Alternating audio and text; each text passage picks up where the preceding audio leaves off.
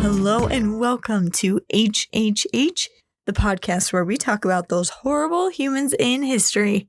I'm your host, Angela Pearson, and I am excited this week. It's the spooky season, and it's officially Halloween this week. This will come out just the day before Halloween, and I'm excited because our episode today is specifically chosen because it's Halloween-y. Obviously.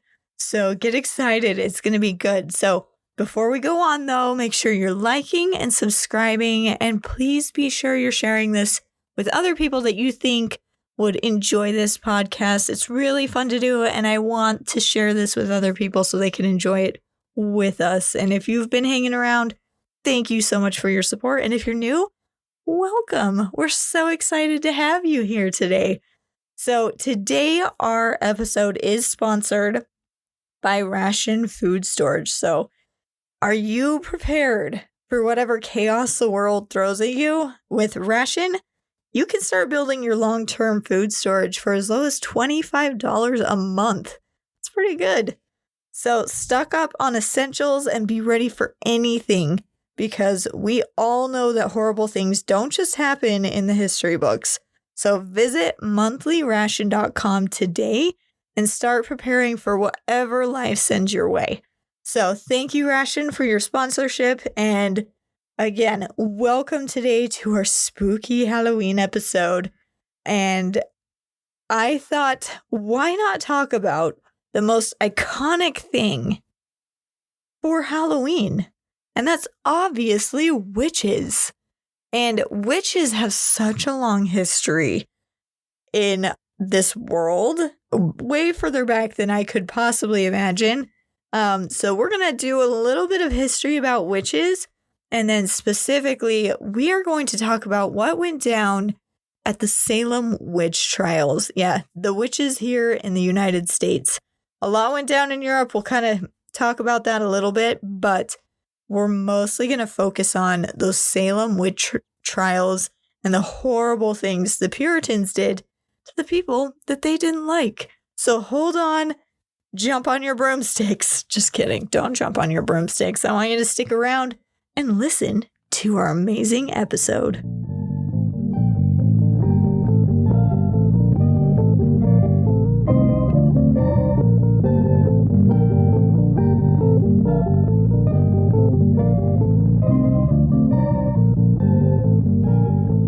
So before we can truly jump in to the Salem Witch Trials, I think it's important that we learn a little bit more about the history of witches and what led to those deadly trials. So first of all, witches throughout history have been known as evil sorceresses, seductive enchantresses, and the devil's consort that can fly by the moonlight. But that's not actually how they started out, shockingly. We know them as spooky, evil women who want to seduce children and do all these horrible things, cast spells, destroy their enemies. That's not how they started off. They, nowadays we picture really ugly old women, but let's talk about how it actually started out. For example, in Greek mythology, witches were beautiful. They weren't ugly old hags that were casting spells like the one from Sleeping Beauty. No. They were beautiful. They were as beautiful as they were deadly. The sorceress Circe would enchant sailors with her magical brew of honey wine, and after they had been enchanted, she would touch them with her magic wand and turn each of them into pigs. So that's, in Greek mythology, one of the first examples that we have of a witch. But she would seduce men to come to her, and then once she had them under her spell, she would turn them into pigs, which is kind of funny. But a lot of the early tales of women who possessed magical powers, these women weren't evil. These women weren't seen as bad omens or anything. Eventually, the stories would be twisted. Eventually, the stories twisted to make them seem like horrible, evil people. But originally, these women were seen as good omens and helpful and could save people in stories. Like in Hebrew tradition, a woman named Lilith would slip into people's homes at night and steal their children, just like later tales of witches. So that's probably where the witches like to steal little children came from, was actually Lilith, because she would sneak into people's homes at night and steal children. In fact, a lot of historians actually think the origin of witches comes from the ancient goddesses, who were actually really good people. Well, goddesses. These goddesses were known to enhance fertility and increase the quality of the land around them, or for the people who worshipped them. And it's possible that the earliest quote-unquote witches were actually women who served these goddesses. They were known as priests, and eventually these priests would become something called a wise woman, who could remove impurity. They took off sorcery. They cured babies and dealt with infertility. And they had cures for impotence and did what would now kind of be called family therapy by cleansing the house of, quote, evil words.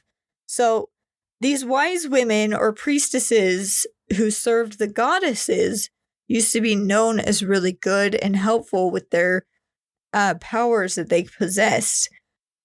These ancient practices and quote-unquote spells would eventually become known as witchcraft. So women would sit in circles of salt to cast spells on objects, so that these objects would have magical powers to repel evil spirits or bring good luck to the holder or help fertilize the land or whatever it might be.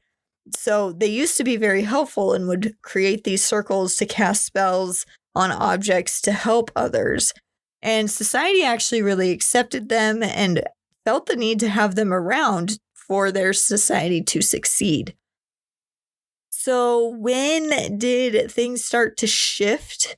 When did people start to fear these women as an evil presence and kick them out of society instead of welcome them into society?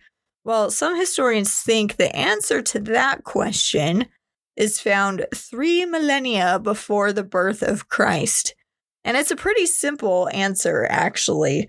The goddesses got demoted in place of male gods of war. So what happened is there was a lot of immigrants that came into Europe, into where there were mostly goddesses that ruled. And these immigrants from different areas of the world brought with them their male-dominant gods, mostly gods of war, who demoted all of the goddesses to be replaced by these male gods of war. So in Hebrew, they actually banned witchcraft when they took over the land of Canaan in 1300 BC because it was seen as a pagan practice. So ironically, there's actually a story in the Bible where King Saul seeks help from a witch to actually help him in his battle. She was actually an exiled sorceress whom he himself had exiled because he had exiled all witches, witchcraft, sorcery, all of that. And he sought her help and asked her to call upon a spirit, Samuel, from beyond the grave who could counsel him on how to win his war. So the witch, does a spell and summons the ghost of Samuel, who then tells King Saul that he's actually just going to die in the battle the next day. And Saul ended up dying in the battle the next day. That's actually his story in the Bible. So now we're going to fast forward quite a few years from the time that the Hebrews banned witchcraft Now, this is a lot of time to slowly degrade the views of people towards witchcraft and magic and those kinds of things. So at this point in history, it is not looked on very highly at all. It's looked on pretty poorly, actually. So we're going to fast forward to history to something called the Black Death or the Black Plague. I don't know if you've ever heard of it. This plague would kill 1 in every 3 people in Europe. This is important because science at the time was very rudimentary. They didn't know hardly anything about science, especially they had no idea what bacteria or viruses were. They genuinely believed that this plague was caused by something evil. Some kind of evil had fallen all over the land and it was killing people. They literally thought the plague was the work of the devil. And who did they think were responsible for this? Who were the servants of the devil? Well, witches, obviously. Like I said, there's been a lot of time between when the Hebrews banned witchcraft till now, and the views on witches have plummeted pretty far down. They were like the bottom of the bottom in society, because at this point, they saw them as followers of the devil. So, the fear that something evil had taken over the land actually sparked something called the Inquisition. This Inquisition was supposed to root out any and all heretics or followers of the devil. Witchcraft was the worst type of sin that you could be committing because it was proof that you were one of the devil's agents, because obviously you had sold your soul to the devil to get your powers. And this would put all of society at risk because look at what was happening. All these people were dying because you had sold your soul to the devil. So this would turn people practically manic, trying to find anyone and everyone who was the source of this plague. So because the Inquisition believed that the plague was being caused by evil, that turned people literally crazy trying to find anyone and everyone who was supporting the devil so they could root it out and get rid of this plague. And as early as the 16th century, people started believing that witches had the ability to fly. They also believed that witches would have these nighttime gatherings called Sabbaths. And of course, they would fly to these gatherings. And it was believed that many immoral things took place in these gatherings. If you could use your imagination, yep, that's the stuff that would happen. These witches were supposedly practicing cannibalistic infanticide. They would dance around naked. You were known to be promiscuous if you were a witch. Basically the opposite of what a woman should have been in society at that point in time. That's what a witch was. Not to mention that most people believed, sorry guys, it's late, I'm tired. So most people believed that there was always a giant orgy with the devil at the end of these Sabbaths that they held. And if you're one of my young listeners who doesn't know what that is, it's a dance party. It's exactly what that was. So in 1486, there was a book that was published that could help hunt these witches down because, you know, they're a threat to society. They're bringing up this plague. That's what's going on. So this book was called the Malleus Maleficarum, or the translated title, which in my personal opinion, I think sounds way better than Malleus Maleficarum, because that sounds like some kind of witchcraft in and of itself. But the translated title means the hammer against witches. I just thought it was so funny. I just pictured Thor with his hammer when I read that. It's just funny. Anyways, so this book called The Hammer Against Witches is published. And it basically just says that all women are so vulnerable and easy prey for the devil. Like, women have no choice. The devil will just easily persuade them and they will just become witches. It's not their fault. They're just too vulnerable. Jeez. I mean, if you know the context of how they really thought about women, this totally falls in line with that. So let me read you a little bit of what that book actually said. So, quote, "What else is a woman but a foe to friendship? They are evil, lecherous, vain, and lustful. All witchcraft comes from carnal lust, which is, in women, insatiable." Yeah. This is the book that helped people, quote unquote, track witches. No offense to the two dudes. They were monks that wrote this, but maybe actually a little offense. Okay, a lot of offense to the two dudes that wrote this book, but it just sounds like you're two jealous guys who never got any action and blamed the ladies. That is genuinely what this sounds like, but I could be wrong. I'm not wrong, but I could be wrong. You never know. So they also say in the book that you never as a woman, never as a woman. You never ask a woman, are you a witch? No. You don't ever ask a woman if they're a witch. You just say, when did you become a witch? You just assume every woman that you interact with is a witch. You don't say, when did you become, or are you a witch? No. It's, when did you become a witch? That's kind of a sales tactic. If you know anything about sales, you assume the sale. You never ask, do you want that? You say, when are you getting it, right? That's kind of what they're doing with this. They're saying, so when did you become a witch? Because if I ask you this way, then you'll just admit that you're a witch, right? Oh boy. So for 200 years, this dumb book would be used to hunt down witches. This book that led to the deaths of many women would be second in popularity at this time, only being surpassed by one book. Bet you can guess, it's super ironic.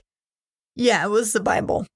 Yeah, so it was the Bible, first place, and then The Hammer Against Witches in second place at this time period. Super ironic. It's so crazy to me that's those two would go hand in hand with each other.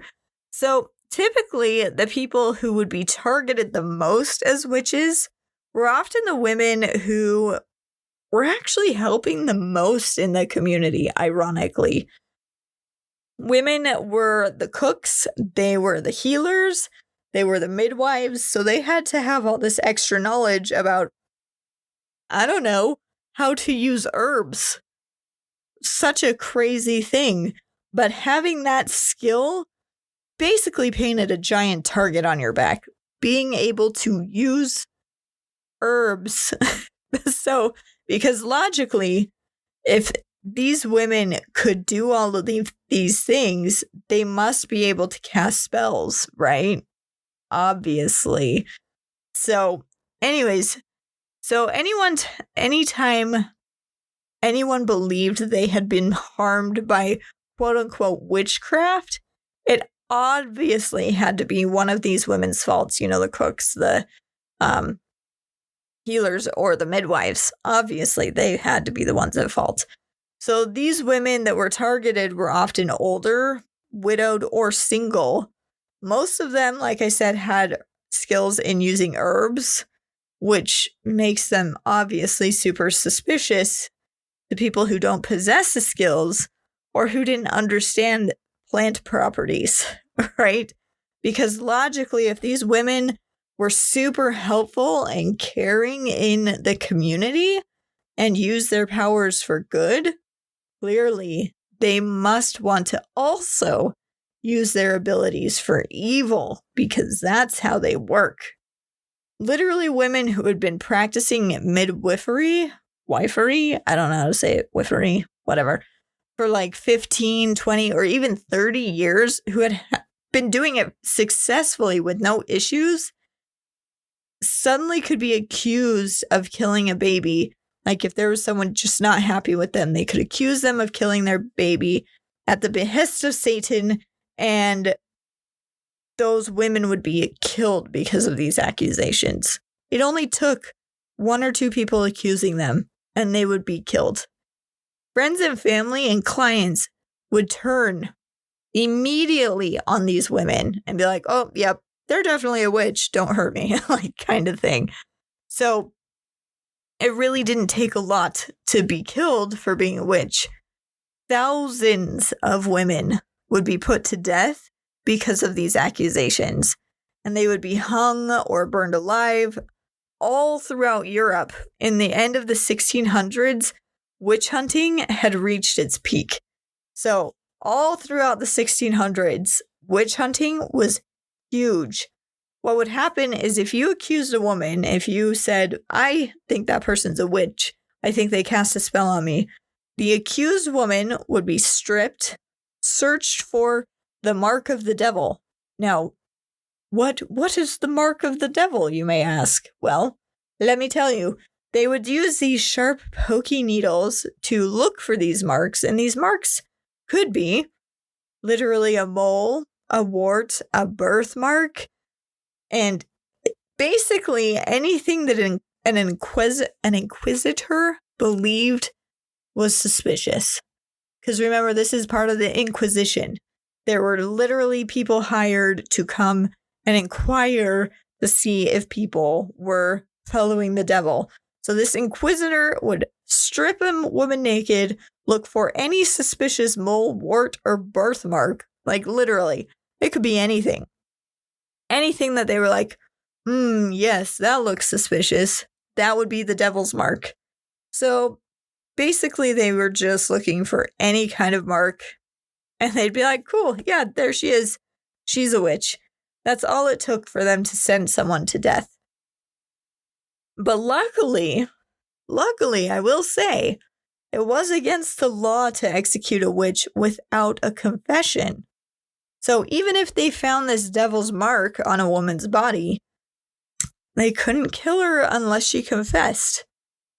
So of course they had to find a way to get a confession, and they would torture these women, which, by the way, had been banned for centuries in Europe, but during the Inquisition, they decided to make an exception and bring it back to make sure those witches confessed. So the most horrible ways of torturing people were actually invented during the Inquisition in their search for these witches' confessions. Like this, I'm going to say this wrong, strappado. Basically, that is a torture where you tie your arms behind your back, like you're being arrested, and then they tie a rope to your wrists where your hands are tied. They throw that rope over a rafter in a building and then pull you up by your weight from your wrists. So basically, your shoulders would pop out of joint and you just hang there. Sounds horrible. They also invented the rack, and I'm sure you've heard of the rack before. That's when you would tie your hands and feet on opposite pulleys, and as they turned the crank, it would stretch you apart until your arms and legs would pop out of joint, or eventually just be ripped off. Yeah, it ripped people's joints off. If you've ever wondered, it really did do that. They also would heat metal pincers and grab people on different body parts with those. They had thumb screws, boots. I know that doesn't sound horrible, but it was boots and other devices that were designed to burn, pinch, or mutilate feet, hands, or other body parts or body orifices. And technically, again, mutilating was illegal, just like torture, but it was okayed by Pope Alexander IV just because of the Inquisition. Gotta get those confessions, so it's totally okie dokie to Pope Alexander IV. So The third degree, have you ever heard that phrase? Like the third degree, give them the third degree. That saying actually comes from these tortures because it would be the first degree of torture, like mild tortures to try and get them to confess. Second degree was a little bit worse, but the third degree was the absolute most horrible types of torture. That's why it's called give them the third degree. It came from this time period. And that stupid book that we talked about warned people to never look at a witch in the eye, especially when she was being tortured, because she would place you under her evil powers. AKA, you might feel compassion for the person that you're torturing, so please don't look them in the eye because they might make you feel bad for what you're doing. Yeah. Obviously, the torturing would make most of these women confess, unless they died during the torture, obviously. So they would confess to some of the worst crimes. Like witchcraft at the time was one of the worst. The English actually found a different way to test if someone was a witch besides just torturing and trying to get a confession. They called it swimming the witch. They would throw the accused woman into the water, and if she floated back to the surface, she was deemed a witch and condemned to death. If she sank and drowned, then, oh, whoopsie, she was innocent. Our bad, but she's dead anyways, so I guess it doesn't matter. Yeah, that's how they tested for witches in England. Great job, guys. Good work. So most women were burned to death. In one German town, 139 quote-unquote witches were burned to death in one day. It was said that all the small stakes that had been placed around the town made it look like a small forest was burning because of how many women were being burned at the stake that day. How horrible is that? This would go on for 200 years. And it was called the burning times because there were so many women being burned at the stake. A few men, but mostly women. There would be sporadic bursts of witch hunts, and they would just pop up all over, and more women would die every time these witch hunts would pop up. What would happen is a woman would be arrested for witchcraft and would be demanded to tell who her accomplices were, so she would name more names. So women would name family members, they'd name neighbors. So it was just kind of a snowball effect who was a witch and who wasn't. And in one town in Germany, over 600 people were condemned and killed because they were witches, according to whatever trial they were placed under. 45 of those people that were killed were actually children. And literally, there were towns in Germany that would have 0 women left after the Inquisitors came through. They literally killed all the women in towns because they were all accused of being witches. How crazy is that?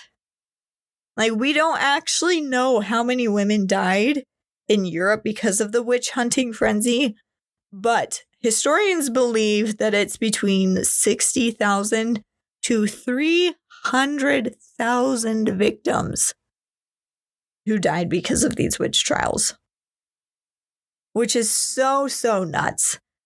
And finally, in the late 1600s, witch hunting began to die down in Europe, but that's when this would spread to the New World and lead to our main topic for today, which is the Salem Witch Trials. So this part of our story takes place in a small, obscure town in Massachusetts called Salem, or at the time it was called Salem Town.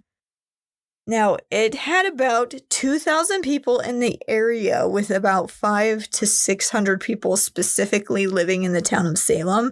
So there are 2,000 people in the surrounding area, including Salem. with only 500 to 600 people living in the actual town itself.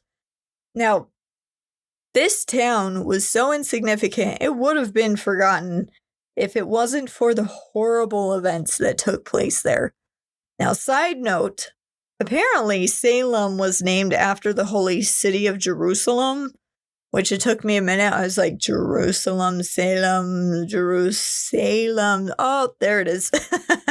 Because it was actually settled by English Protestant Puritans in 1626. So the Puritans were an overly zealous religious group that had fled Europe due to religious persecution. And when I say they were religious, I mean they were strict, like crazy strict, believed that their devils were everywhere and that their souls would be doomed to hell if they didn't repent of every minor, tiny little infraction. They were a little zealous in their religion. And for the past 20 years, Salem had actually been enduring wars with the Native Americans. A lot of people forget this, but there was a lot of wars that happened between the settlers and the Native Americans, which I don't blame them. There's a bunch of random people coming to their land, and so they were trying to fight back. So the Salem people had been fighting with the Native Americans for quite a while. And on top of that, within their own community, there was quite a bit of religious division among all the people, not to mention multiple land disputes and normal neighbor not getting along with each other. Like, neighbor hating neighbor. My neighbor said this, they're trying to take over my land, blah, blah, blah, that kind of stuff. So there's quite a bit of tension going on in the community of Salem. And the religious pressure in this town was insanity. So it was just basically like a pressure cooker in this town. The people feared eternal damnation and literally believed that there were devils that were as much as of a threat to them as their cold, deadly winters or the Native Americans that they had been fighting. Like, that's how real they felt that devils were and Satan was. Like, he could be present. Now, everyone in this time period believed that there was supernatural explanations for everything that happened, including if you stubbed your toe, that could have been someone who cursed you, or your food went bad quickly. Oh, there was a spell cast over your home and that kind of thing. Some kind of evil magic must have been behind anything bad that happened to you. Which it makes me wonder, like, if good things happened, was there good magic happening? I don't think that's how it worked. I think that only bad things were attributed to evil magic. Now, Reverend Samuel Parris, who was a Puritan minister, was voted to be the leader, or basically voted in to be the reverend for the town. And he won this vote by a very slight majority, which was a huge cause of tension in the town. It was basically split in the town. Like, there was one side versus another side. And instead of using his power to really unite all the people of Salem, he decided that he didn't care about that and just would grow that division by doing public punishments and passing rules that would favor one side and not the other. Like, it was not great. So in February of 1692, in the home of Reverend Samuel Parris, a child's game was being played by 9-year-old Elizabeth, or Betty, who was Reverend Parris's daughter, and his niece, 11-year-old Abigail Williams. And they were also playing with the household slave, Tituba. Now, the game that they were playing was to look into the crystal ball. Now, this crystal ball was a glass of water with a raw egg dropped into it. Why is that the crystal ball? I don't know. Don't ask me. I don't know why that would be a crystal ball, but there you go. what they would do, the girls would ask a question into the crystal ball and hope that an image would appear to answer their question. I don't know if that would appear in the egg or the egg whites or egg yolk. I don't know, but that's what they were doing. So one of the young girls asked the crystal ball, quote unquote crystal ball, to show her future husband. But the girl claimed that instead of seeing a handsome husband, she saw a coffin in the egg water stuff. So the two cousins were so terrified by what they had quote unquote seen in the egg water that they were thrown into convulsions on the ground and claimed that they were seeing more apparitions of death, and they would contort their bodies into strange positions and claim that their skin was being pricked. Whether these claims were real or not, that is a completely different story. They actually their parents had a physician come and check them out, and the physician found them to be physically fine, but diagnosed them with being, quote, under an evil hand, aka they had been bewitched. Whatever that means. And strangely, within days, at least 9 to 12 other girls claimed to be racked with convulsion attacks and prickling skin. No, I don't think these stories were real. I mean, it's not that I doubt these girls, but I doubt these girls. I think they were making it up. Personally, this is my opinion. My guess is when they saw that these two other girls were getting so much attention and having so much control over the adults that they wanted in on the action. So these other girls decided to jump in and start acting like the other two. I mean, who's to say that these girls didn't just make it up and cause a lot of people to die because they wanted attention? Maybe I'm wrong, because, there actually was a case where there was a dancing plague that swept through parts of France in 1518. And I'm not joking. You can look this up. There was a plague of dancing. What would happen is these people would get this plague and literally dance for days and days straight, like just nonstop dancing, no sleep, no eat, nothing. It was just dance. And it lasted from July to September of 1518 with 50 to 400 people dancing for weeks on end.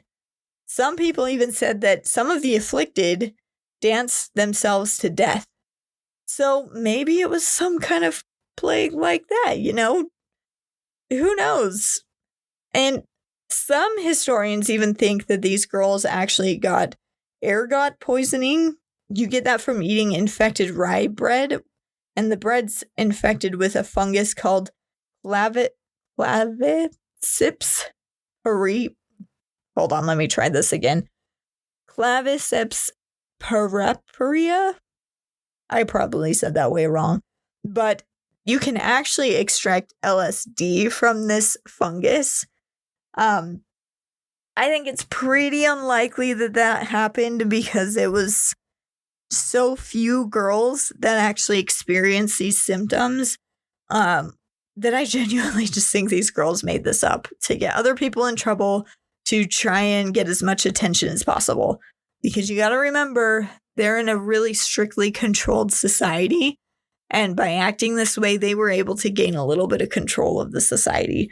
So I just think it was a cry for attention. And let's see what happened as a result of these girls' little temper tantrums. So Reverend Paris forced these girls to give him the names of the witches that had caused their possession. And the girls eventually gave him 3 names. All 3 of the women were basically outcasts in society, making them super easy targets, especially for children who make stuff up about people so the girls could be the center of attention. It's just like, oh, who am I aware of that I know my parents don't like? Ooh, these people. I pick them. So on February 29th, the authorities arrested first Sarah Good, who was a beggar woman, who, by the way, was pregnant. She was a pregnant mother of a young daughter.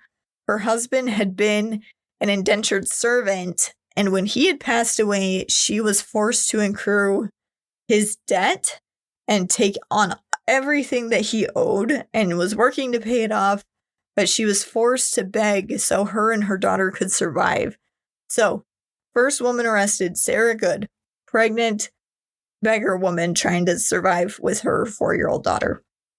And the second woman was Sarah Osborne, who hadn't attended church in a while and was actually in the process of suing one of the accusers. So one of the people who said that she was a witch, she had already been in the process of suing them for something. Suspicious? A little bit, right? And the people even said that they thought she had had an affair with one of her servants. So the people just did not like her. And the third woman was obviously Tituba, because she was a slave in the household. She was a black slave. It was really easy to pin it on her because she was a slave. And despite what it seems like, I mean, a super logical explanation to me that the girls at the time were just trying to get attention. I think that's the logical explanation of what happened. The town actually believed everything that these girls said and set up a tribunal to investigate these accusations. So instead of being like, oh, these are just children looking for attention, no, they were like, nope, this is real. These people are really witches. We got to set up a tribunal. So these women's trials began on March 1st, 1692. Tituba denied harming the girls. Well, at least she did at first. But for some reason, which will be made clear pretty quickly, for some reason, she changed her story and then said that she was practicing witchcraft and was doing it on the devil's orders, and even said that Sarah Good and Sarah Osborne had forced her to participate. Now, Osborne and Good maintained their innocence. During the trial, when Osborne entered the room, the girls would sway and moan and throw fits and just, put up this act to try and prove that she was a witch. At one point, one of the girls claimed that Sarah Good had attacked her with a knife and it had broken because God had protected her. Well, there was a young man in the audience at the trial who was like, no, that's not true, because that is my knife, because the accuser had presented it as evidence. He was like, no, that's my knife, and I actually broke it yesterday, so this is not a true story. Well, the judge got very mad at the girl for exaggerating her story, but yet they still believed her other claims about Sarah being a witch. So Sarah Osborne would end up dying in prison. And get this, Sarah Good, the pregnant mother, her husband would actually turn against her in court, saying if she wasn't a witch, she would be one very quickly. What the what? No offense, that makes me think that he was just sick of having her as a wife and he was trying to find an excuse to get rid of her. Was this guy like sleeping with another woman? Probably. That's my guess. I'm making this up. That's not all of this, just the part about him wanting to get rid of his wife. I feel like that's legit, though. Back me up on this. If you think that I'm right on that, leave a comment. Anyways, her 4-year-old daughter, so Sarah Good's 4-year-old daughter, Dorothy Good, was also imprisoned and was eventually forced to give testimony against her own mother. So Sarah Good has her husband testifying against her. Her own 4-year-old daughter, whom they jailed, was testifying against her. And while waiting for her trial to conclude, Sarah Good gave birth to her baby while in jail, where the baby would die. And then not long after that, in June, she was convicted as a witch and hanged. 5 other women were also hung at the same time as Sarah Good, which is crazy because she was one of the first women accused, and they were able to find other witches that quickly. 5 other people were hung at the same time as her. That's just nuts. And what about Tituba? What happened with Tituba? This is why she confessed. She was held in custody until May and then released. That was it. This would set a precedent that if you wanted to save yourself, if you wanted to live, you would confess and blame others for also being witches. And this started to cause accusations to spread like wildfire. Some historians believe that the magistrates actually went along with these silly investigations of the random accusations because of political reasons. Oh, corrupt governance rears its ugly head again. The parents and relatives of the girls used these accusations as a way to attack their enemies. Oh, and did I mention that a lot of these people ended up being the jurors in the trial too that would find these women guilty? Yeah, it's a little messed up. Like, literally, the accusers were all on one side of a long-held dispute in the territory over religion, ironically, while the accused were on the other side of this dispute. Strange how their enemies are suddenly being accused and getting pushed out of the way. How odd. One accused person could admit that they were guilty of the crimes they were accused of and point to others who were also witches, or they could deny the accusations and most likely be hanged. Those were the options when you were accused as a witch. You either denounce other people or you die. That's basically it. So it makes sense that suddenly everyone started becoming accused of being a witch. Just as long as you were on the other side of the town dispute. Literally, the authorities told one accused woman that she would be freed if she confessed and she would hang if she did not. So Susan Martin, one of the victims of the fraudulent witch trials, said, quote, "A false tongue will never make a guilty person," unquote, meaning that just because someone confesses to a crime doesn't make them guilty, or just because someone accuses you of a crime doesn't make you guilty either. One woman, Bridget Bishop, was accused of being a witch because she wore black a lot, and the town didn't like her strange outfits. That's literally why she was accused of being a witch. She was tried, and in June, she was executed by public hanging in the town square. Yeah, that's all it took. Oh, I don't like your outfit. You're a witch. Like, seriously. And then Reverend Gordon Burroughs was hanged in August, one of the only handful of men that was killed because of these trials. His execution was pretty disturbing to people in the crowd who came to watch, because as he was being executed, he was reciting the Lord's Prayer, and it was believed that a true witch would never be able to recite the Lord's Prayer. So this really freaked people out. And they never actually investigated any of the accusations. They really just wanted people to confess and repent and promise to never engage in witchcraft again. And if they wouldn't do that, they would just kill them. So if you tried to speak out against this madness, you could be brought under suspicion. Like Martha Corey, she spoke out and said that the girls' accusations weren't credible at all. And suddenly she was accused of being a witch. There was also a judge named Nathaniel Saltonstall, who also spoke out against these trials and said that they were ridiculous. He was also accused of being a witch.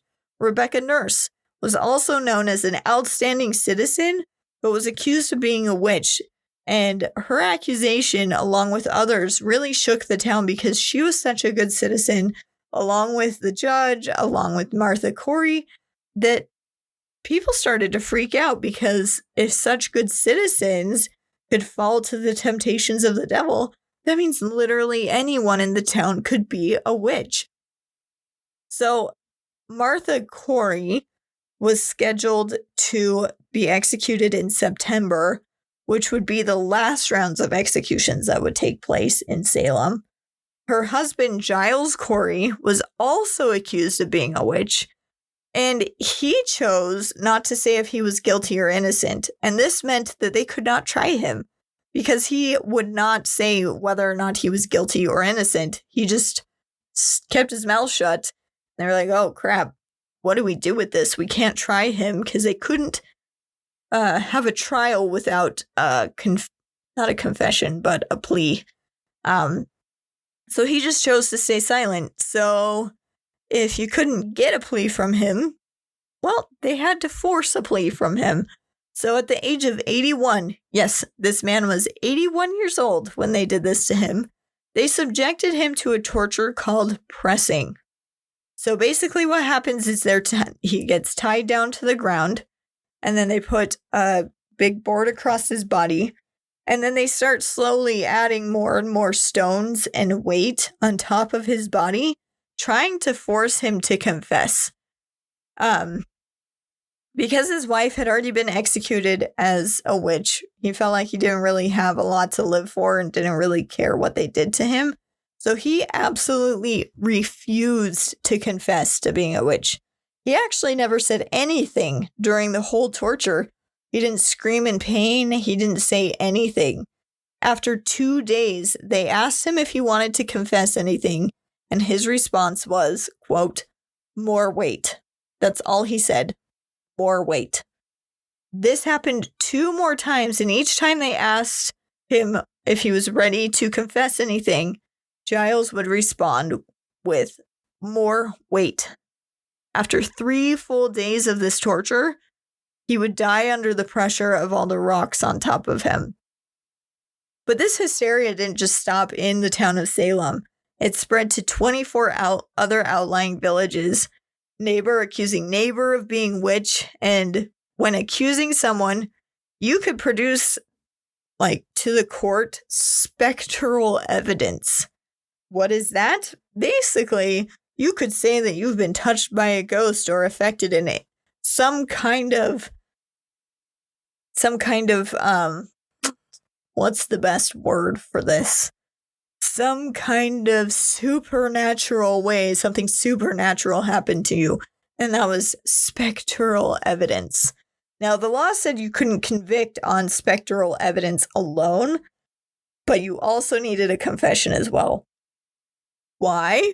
Because the devil could pretend to be a wholesome girl who was making this confession about someone who had a ghost experience just as easily as the devil could pretend to be a witch.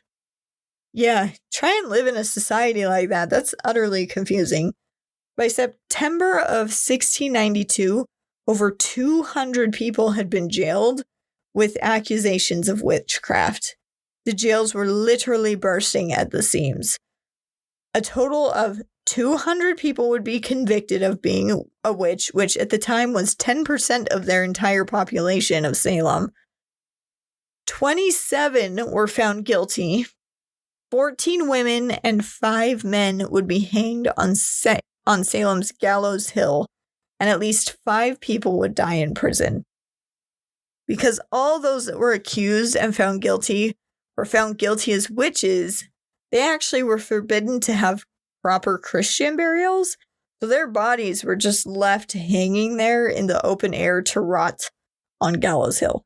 Literally, it was in a place where the whole town could see it, and they could just watch as their bodies rotted away.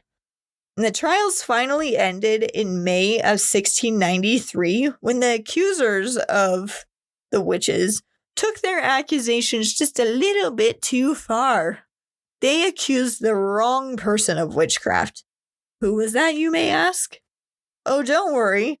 They accused the wife of the governor of Massachusetts of being a witch. And that is all it took to get that shut down super quick. So this was a huge red flag for men in charge because this was threatening their governance structure. because it's threatening the leaders of Massachusetts, and they quickly made sure that all the trials halted immediately. And after this, all witch trials slowly fizzled out. It also helped that science was starting to really expand and explain a lot of all the quote-unquote supernatural things that occurred. Like, people used to think if you looked at your neighbor's cow and then it died the next day, you had cast some kind of spell on the cow, and that's why it died. But science could now be like, oh, it's because your cow was super duper bloated with gas and couldn't survive it. Their stomach exploded. Oh, so it wasn't my neighbor that did that? No, it's because that's what cows do. Like, that kind of stuff. So this was the main cause for the cry of witchcraft to start being ignored, because people finally had scientific evidence as to what was actually happening. Germs, bacteria, viruses, all of that kind of stuff. They knew where illnesses were now coming from.